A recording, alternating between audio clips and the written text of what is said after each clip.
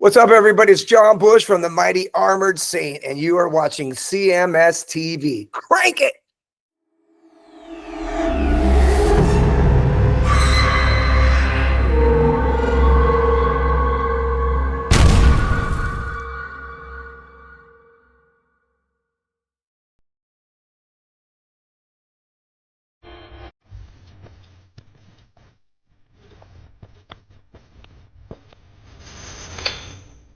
Hello? The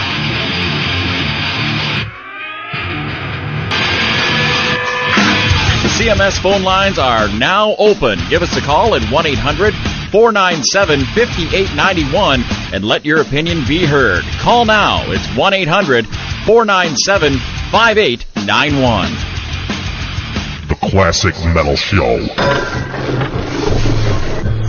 From the Chinese Democracy release, that is IRS, and Chris and I are taking calls here at the studio, 800-497-5891, if you've got something on your mind where you want to talk about the Chinese Democracy. Hail and kill, caller, you're on the air.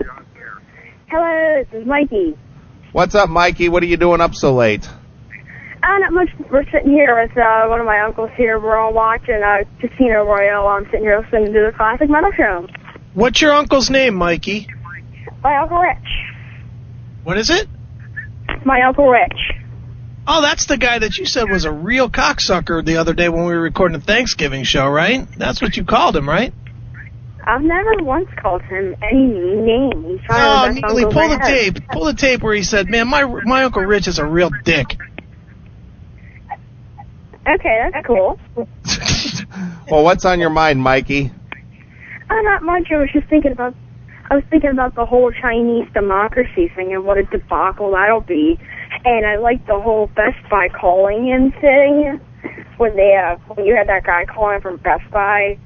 That was hysterical. How he was how the two dummies were sitting there over there at Target still talking on their cheap MP3 recorder. That's Pro Audio Gear. That's what we were told. They only record on Pro Audio Gear.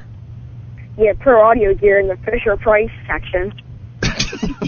Nice. Nice. Well, what are your thoughts on Chinese Democracy aside from the thought that it'll be a big debacle, Mikey? From what I've heard on the show now, it's not. I don't really particularly like it. It just seems as if it's kind of stale. It just doesn't seem like there's any drive behind it. Well, there you go. Well, there's a review from our CD reviewer, Mikey. Mikey, you're going to join us on the Rocket Morning Show this Thursday. Yes.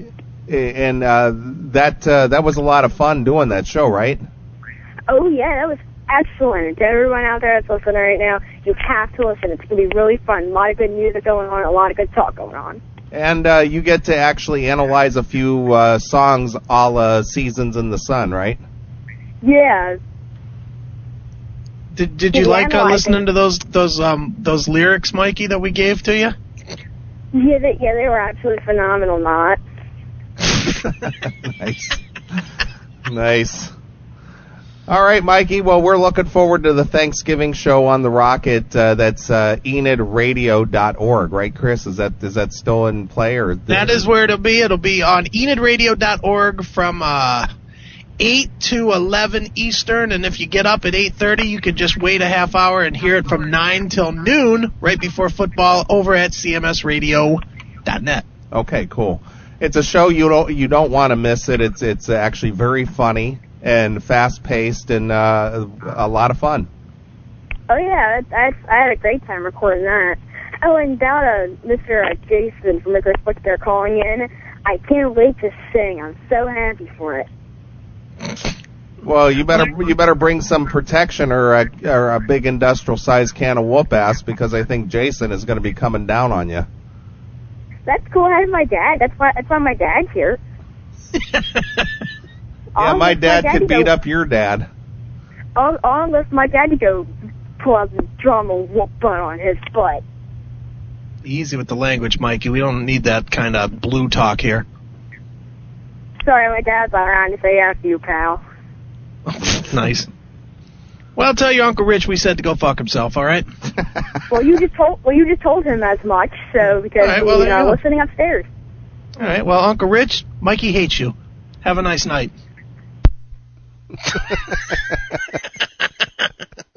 There you go. There you go. There it is. 800-497-5891 if you want to jump in here and talk to us if you got something to say about the new Chinese democracy. But Dude, do you see that chat room? Yeah, I know. There's what? Look at that. That's like a whole month worth of Dirt Talk listeners. Yeah. Wow. Yeah, it is. Everybody's in there hanging out. If you want to no join, kidding. if you want to join the chat room, go over to theclassicmetalshow.com. Click on the button link on the right-hand side. It says CMS Chat. Join the reliable Pal Talk chat room and be a part of it. Hail and kill, caller. You're on the air. Good evening, middlemen. This is the evil Batman with another CD review. Hey, evil the Batman. Bats, hold on, Bats. Hold on, Bats. We're a little concerned about you. Are you healthy, man? Are you okay? Oh, sort of. I just have a cold.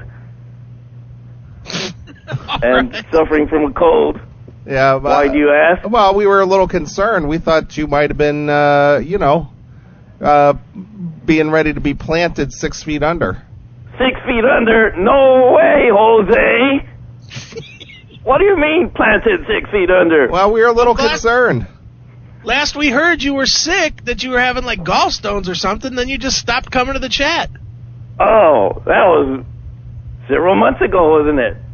Yeah. Yes, sir. Several months ago. Many months ago. I don't know how many months ago. So you're alive and well then. Yes, sir. I am healthy as a bat. Okay. All right. So what's your thoughts on the Guns N' Roses? Okay, this new Guns N' Roses, or I guess it should be called the Axl Rose Band. Well, I guess, I don't know. Song by song, Chinese Democracy, I like it a lot. That's a very good song. Then we have some song called Shackler's Revenge, which I like the chorus, but the rest of it gives me Montezuma's Revenge. Better is a better song. It's a catchy song. I like it. Street of Dreams is no rainbow, but it's a nice ballad, but it's ruined by a bumbling solo. If the world has a cool beat, but it's a so-so song. There was a time, horrible song, but I did like the solo. Catch the Rise, 80s, hair, metal, crap. Scrapped, needs to be scrapped. I think it needs another 14 years of work to improve this song. Sorry, Guns N' Roses fans, for this song. Sorry. Then some weird name, right? And the Bedouins? Well, that's finally a good rocking song, even though I can't say the name, except for the out-of-tune solo. IRS? Call the IRS. I want my tax refund from this CD. Now! Madagascar. Damn, another cartoon song. Which reminds me, I always hated that damn Civil War song. This is love. The evil Batman is now in love since he is healthy. But this is a song of 14 years of orchestration and string arrangements. Arg! Fuck love, bring on the prostitutes! Prostitutes! I guess if this was called the Axl Rose Band, I would give it a 7.5. But since it is called Guns N' Roses, I give it around a 6. It's not a welcome to a jungle, it's welcome to the tree nursery. Thank you. Thank you very much. That's my opinion. Excellent. Well, we'll submit that to Blabbermouth. I think that deserves some Blabbermouth coverage. Yes, sir. All right, Evil Batman, is that all you have for us? That's all I have for now. All right, well, hail and kill. Hail and kill, and fuck you, pals! Well, I'm gonna do something here that's a little bit out of character for this next appearance of this next reviewer. Okay. So let me play the feature bumper here. Okay. Here we go. It's time for the Classic Metal Show to start begging for email. What the hell is email? Death sent me an email. Well, when you figure it out, email me. And here's your loser beggars, Neely and Chris. You've got mail. Hey, you. Why are you watching this with commercials? Go commercial-free and unlock exclusive content. Become a VIP today on Locals, Substack, or Rumble Premium. Stop waiting.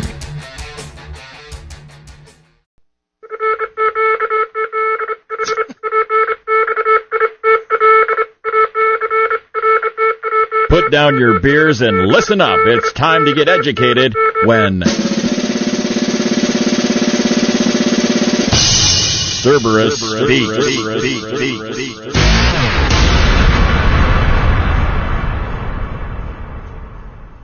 All right. Well, Cerberus normally checks in with us via a phone message. Yeah, but this is a different week. This is a different week, and Cerberus actually wrote to us rather than called this in. All right. So I'm going to read the Cerberus review of the Chinese democracy. Okay. Good evening, gentlemen. This is Neely being Cerberus. Right. Well, Cerberus writes to the CMS, with enough promotion, advertisers can polish any turd and sell it to mindless consumer drones as a Fabergé egg.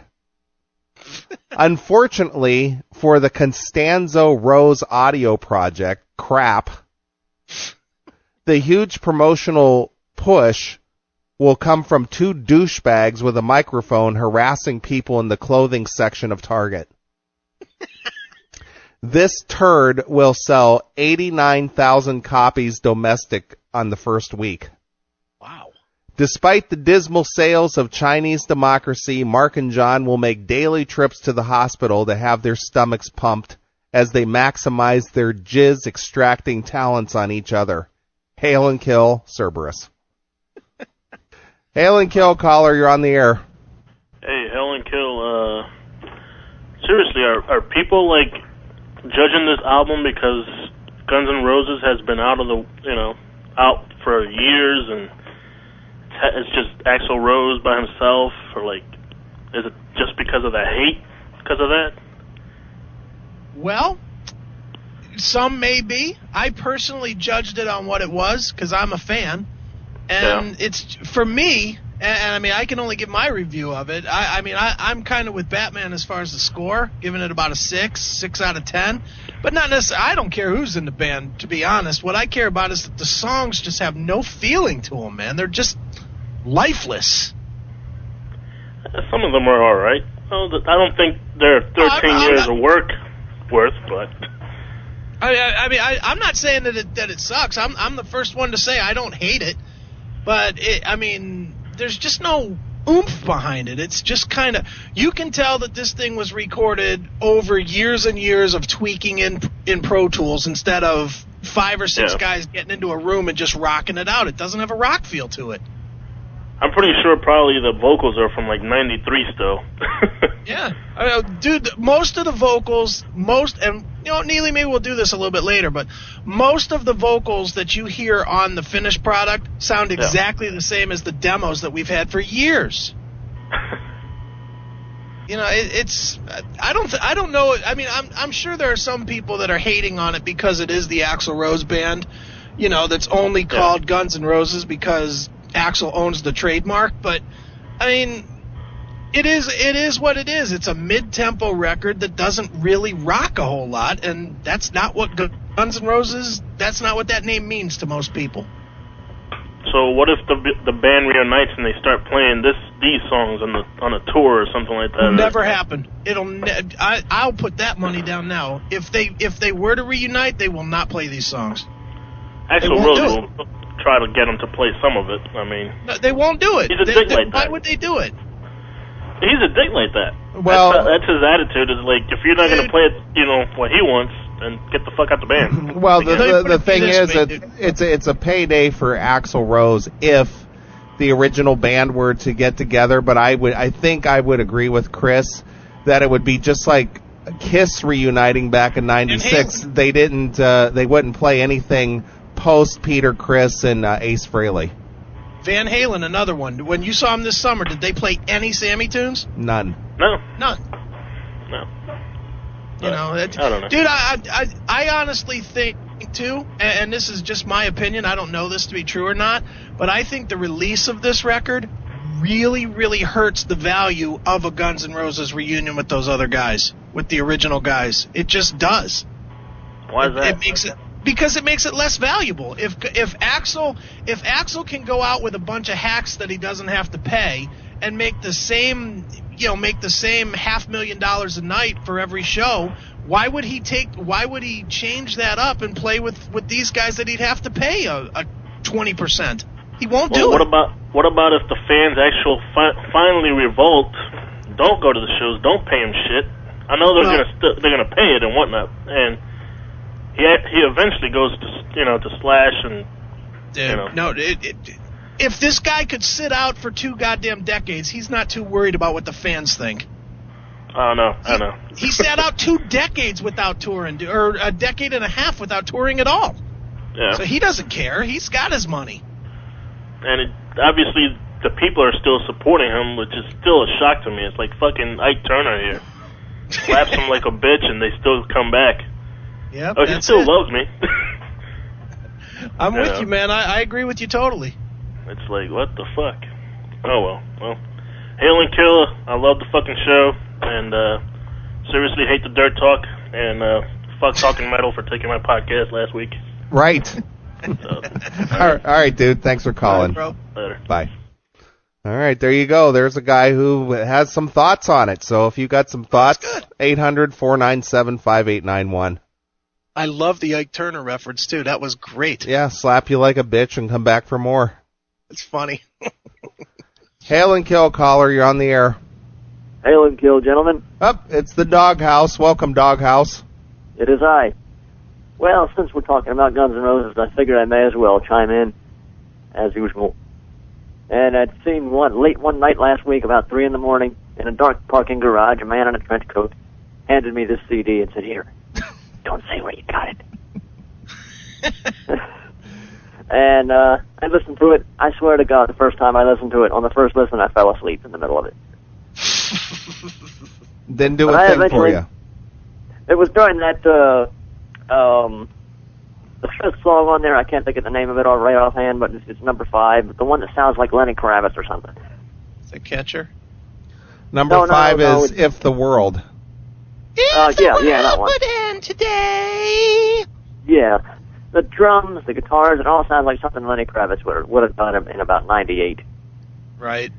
And that's the problem with it, that I find, well, it's one of the many problems I find with the thing. It just sounds so dated, because he's trying to, the whole thing was supposed to start off as like an industrial metal, Queen, Stevie Wonder studio, smorgasbord kind of a thing. All the stuff is outdated now. I mean, you heard the beginning of Shackler's Revenge, just like 9 Inch Nails or something. Well, he was working with Trent Reznor back in the 90s, doing some industrial loops and stuff, and obviously that's a holdover from those sessions. That must be, because it sounds just like that. But then the thing that really gets me is that, like, he's had too much time on his hands to play with this. Somebody should have, like a manager should have forcibly taken the tapes away from it at some point, possibly in like 99 or 2000, said, "You're done. You don't need to tinker with this anymore."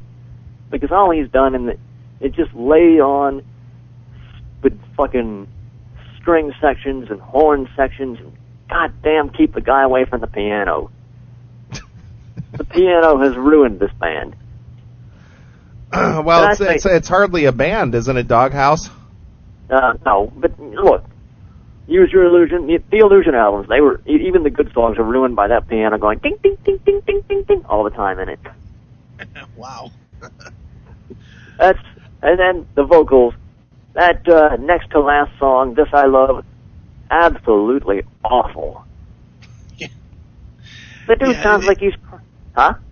It definitely sounds like something changed. And it's not like he lost it, where he can't hit high notes. It's like somebody told him that way high sounds really good, and it doesn't. Yeah, it doesn't. And then his regular singing voice is just, it's like he's crying or something. which is fitting because the lyrics are all about poor misunderstood Axl and how nobody understands him. Nobody cares about that anymore. You know why? Because when people want to listen to like poor me music, they want it to be able to, they want it to be relatable to their own life in some way, and this is not. It's all about Axl and only about Axl. Asshole. Well, the difference too is that back when Appetite for Destruction came out, it was a party environment. Now everybody's fucking scratching for money and stuff, and nobody wants to hear this boob that sat around spending millions of dollars to write a song saying, "Oh, poor me, this isn't exactly how I want it." It's like, go fuck yourself, dude. We don't care. Yeah, and at one point, what you were saying a while ago about how he doesn't care what the fans think, I totally agree with that. But at the same time, I almost feel like he's expecting to come right out and get his ass kissed. Oh yeah, he thinks he's a god, dude. Yeah, and I say this as, I mean, look, 20 years ago this month, Guns N' Roses changed my life as a kid. When I bought Appetite for Destruction, I was like, oh my God, I've got to get into this stuff. It's just sad to see where it's ended up. And it's even more sad to see that I don't really care. Dude, I remember seeing GNR open for the Stones and just blow the Stones off the stage. And at that point, I mean, I was never a huge Stones fan, but I understood what they were in the world of quote-unquote rock royalty. And to see a band just destroy them the way that Guns N' Roses did, I thought they were going to be it. I thought that was the band. And I agree with you. They completely pissed it away. That sounds gay. I mean, I was just a kid listening to American Top 40 and hearing Guns N' Roses and thinking, man, that's a cool song. And I bought the tape and it just, wow, it opened up a whole new world. Sure. And we're all getting older and them days are receding smaller and smaller in the rear view mirror. Yeah, along with your hairline. I don't have that problem yet. All right, Doghouse, is that it? That's about it. Excellent. Yeah, I can't think of anything else. Excellent. All right, man. Thanks for checking in with us as always. Fuck you, pal. Hail and kill. Nice. He says it with such distaste for you. I know. I love it. Oh, that's good. I agree, though, man. I mean, dude, do you remember when you got it? Because I remember exactly when I got Appetite. Do you remember when you got it? Yeah, I mean, obviously, like most people. Well, I was working in a rock club out in the L.A. area at the time, and it was a whole year before Appetite actually took off. Right. Yeah, I remember. And we used to get we had these big screens in the club where we played music videos, and I believe "Sweet Child of Mine" was as part of that collection, and that's the first time that I was exposed to Guns N' Roses, and that was like '88 when I picked up the new CD, that CD. Okay. So I was behind the curve. I mean, it had been out close to 2 years at that point. Sure. I actually saw GNR before I had the tape. They opened for Motley on I think it was Girls. It must have been, because I was home for vacation from the service. And I flew home from Korea specifically to go see Motley Crue. Boy, have times changed. But, I flew 5,000 miles to catch a Motley concert for over Christmas break. And I went and I saw them, and they were just like, they just tore the stage down. I mean, they were so goddamn good, man. And I went to the store, to the whatever record store, and I had to order it because they didn't even have it in the store, like Camelot Records or something in Randall Park Mall.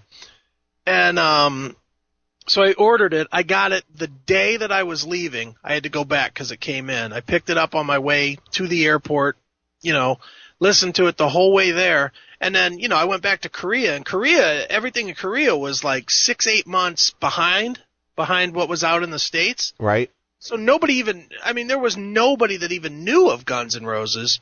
Dude, I must have made 1,000 copies of that tape because everybody heard it. I used to throw parties in my room every weekend, and I would just play that tape to death, and everybody had to have it. Sure. So, I mean, that album, I played that thing to death. I still play it. I mean, do you still play it at all now or no? Well, yeah, actually, I'm sure you remember the setup at WSTB, right?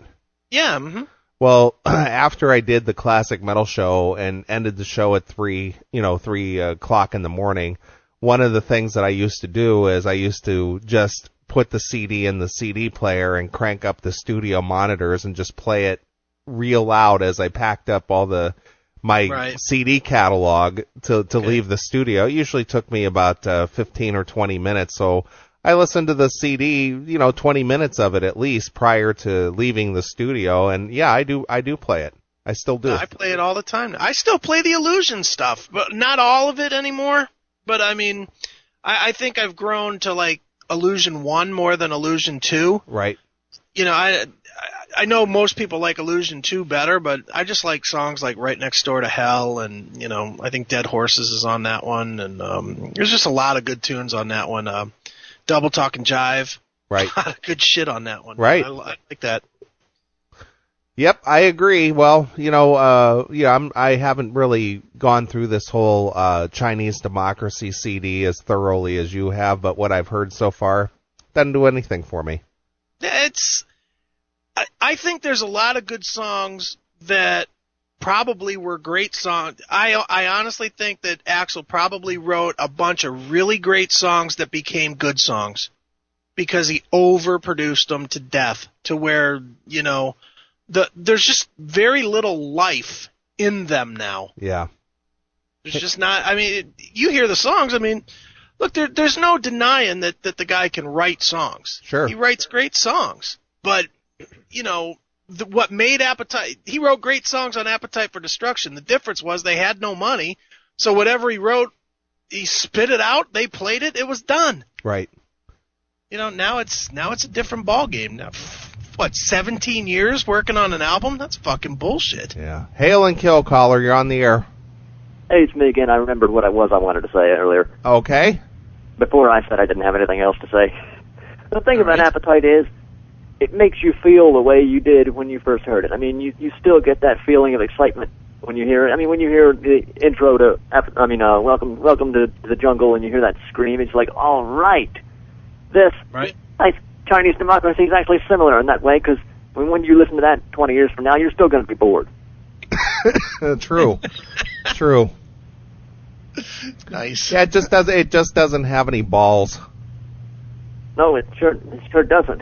Yeah. I mean, it's not like Appetite was an AC/DC record where there were no weird sounds or anything like that, because those guys made noises with their guitars, and I can't figure out how they made still. Right. Well, let me put it to you this way, Doghouse. It's on sale in 6 minutes, and I'm not saying run out the first week and buy it, but at any point, even if it's buying it used for like $2, will you buy this? No, I will not. All right. Fair enough. All right. There you go. All right. Thanks. All right. Thanks, Doghouse. Sure. Bye. And we you, need to pal. ask that.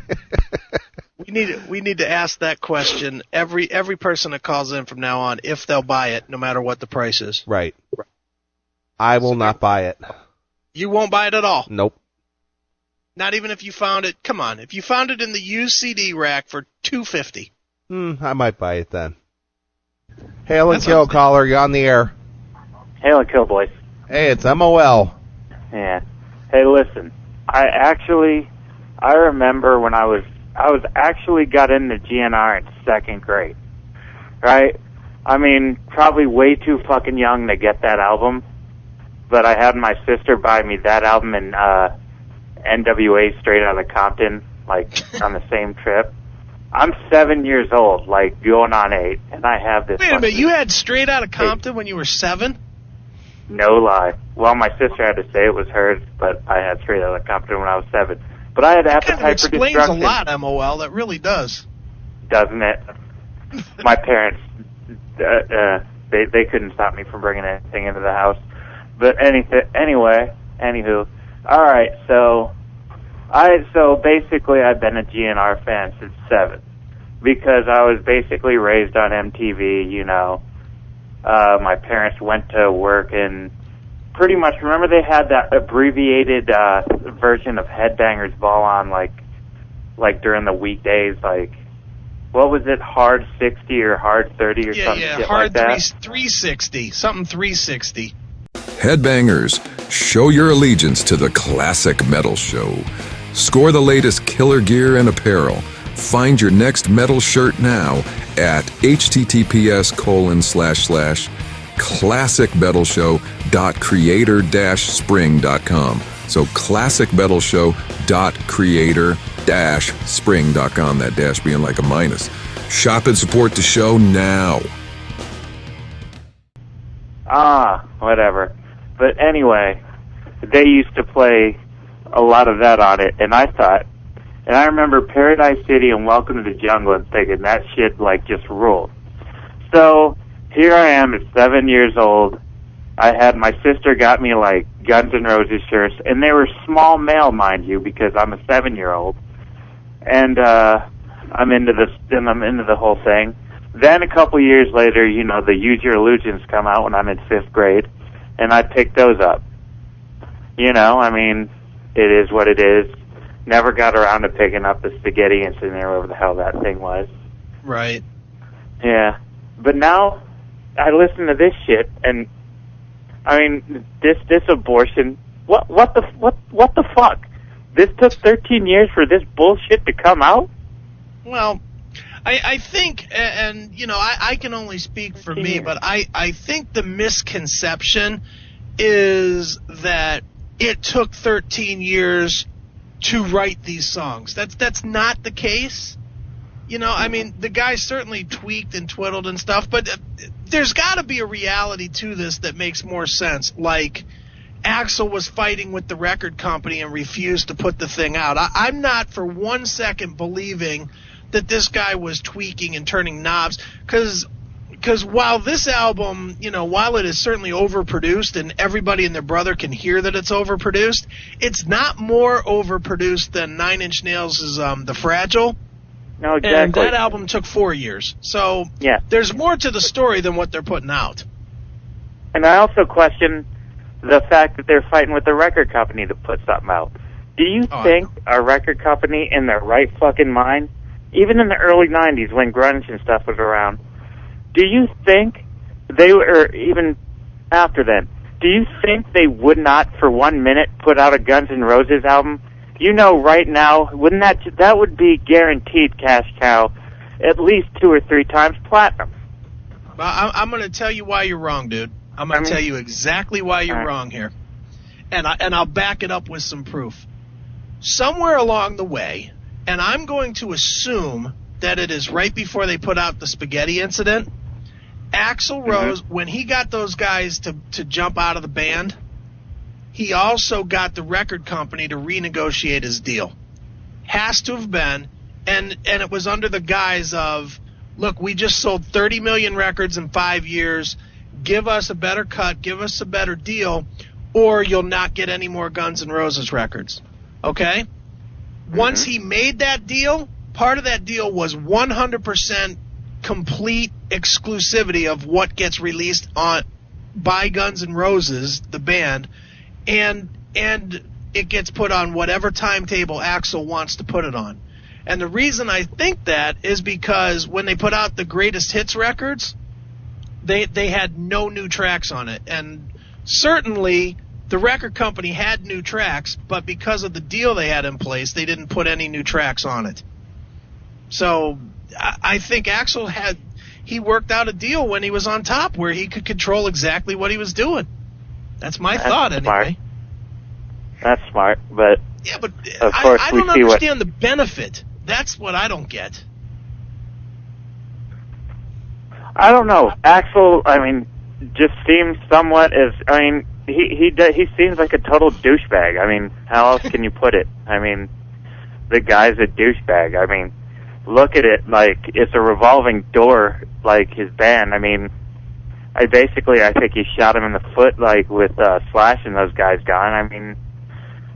I mean, this shit sucks. I mean, you know, it is what it is. It's horrible fucking music. I can't find one redeeming quality on any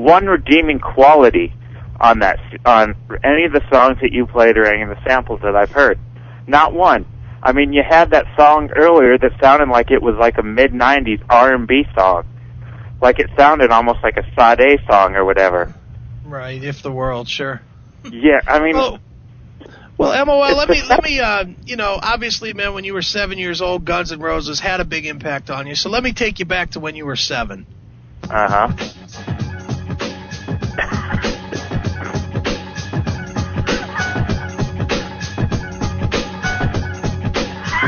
If it comes to twos, it's the motherfucking 3.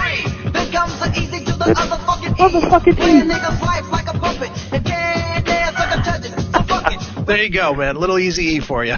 Yeah. That's when he had the Jerry. That's when Ice Cube had the Jerry curl. Yeah. No, that's actually off of his Dying Easy Day Does It. record, Straight Off the Streets. Oh, yeah.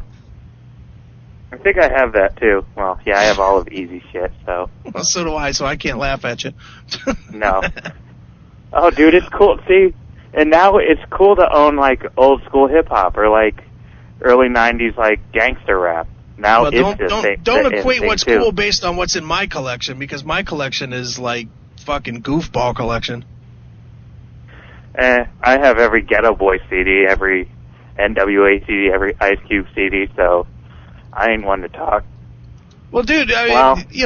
I know we're getting way off topic here, but Yeah.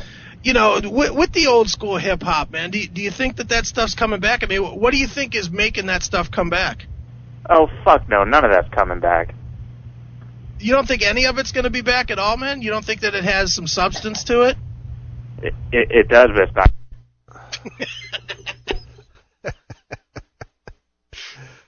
Oh, See, you stupid, you fell for it. That's funny. Funny.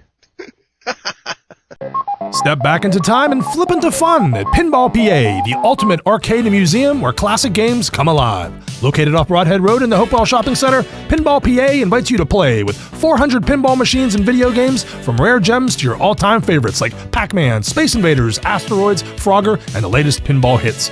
Perfect for families, friends, field trips, birthdays, and gamers of all ages, Pinball PA is open Tuesdays through Sundays with unlimited play for one low price. No quarters needed. Learn more at pinballpa.com.